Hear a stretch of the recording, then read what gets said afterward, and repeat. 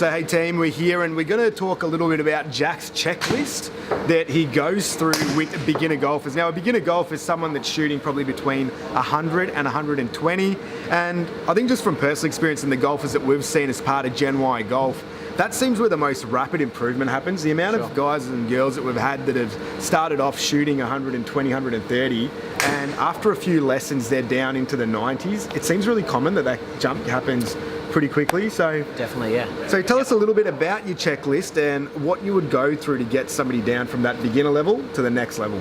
Yeah, sure. So my beginner's checklist is that we're certainly in the correct stance, and stance can be covered in a few topics of distance from ball, ball position, how far the feet are apart. So it covers a few umbrellas, and one visual I really like showing people is where the ball should be positioned for every golf club. And that's even for advanced players. We still work on ball position and distance from ball, how far the legs are apart.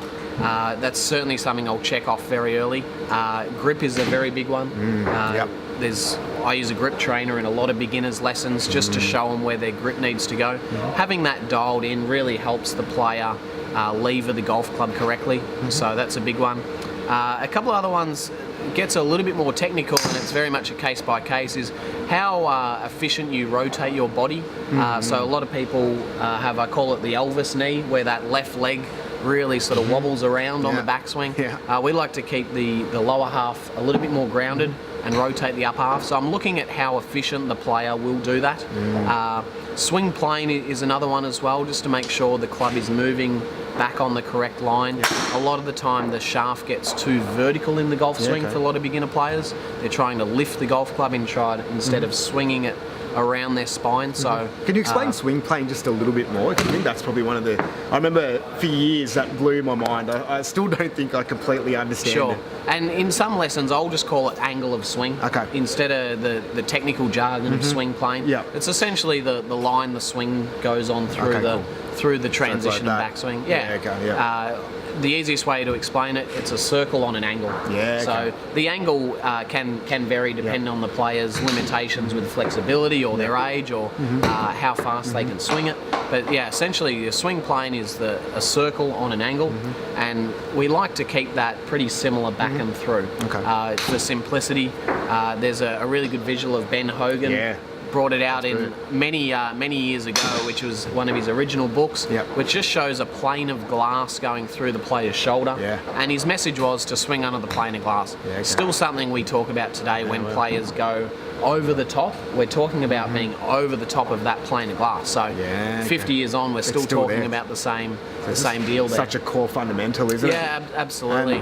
And then I guess warping to a total new one is face to path, which is a TrackMan term, which is a radar that picks up exactly what the club is doing through the golf ball.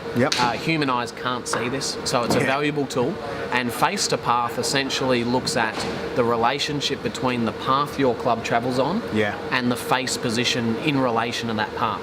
So if we can keep the face to path ratio similar, the ball is going to go straight. So to crack that code of how to hit the ball straight can be found in face to path ratio. So that's something I'll check off for a beginner player.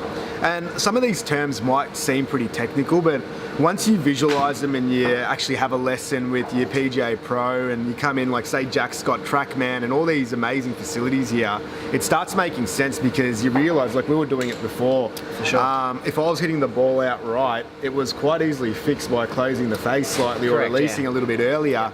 And that's kind of that face to path relationship, right? And over the top, I know from about 10 of the guys that you've worked with personally, that over the top movement is pretty common, right? So absolutely. So you might, like if you are out there YouTubing and you're Googling stuff, you'll probably see these concepts like in to out, swing plane, and I remember when I was starting out, it was just confusing as shit. You know, like it's so hard to understand it, and you just kind of give up because you're getting so much information. So that's where coming in, and we always recommend this to our members, get 3 to 5 lessons, whether it's at your local club or it's here with Jack, you get your free lesson included to get kick-started with. It's just going to have such a significant improvement on your game. And if you are looking to jump from that 100 to 120 where you can really start enjoying a round of golf, It's a really solid return on investment and time well spent, isn't it? Absolutely. Yep. Absolutely. That's Jack's checklist.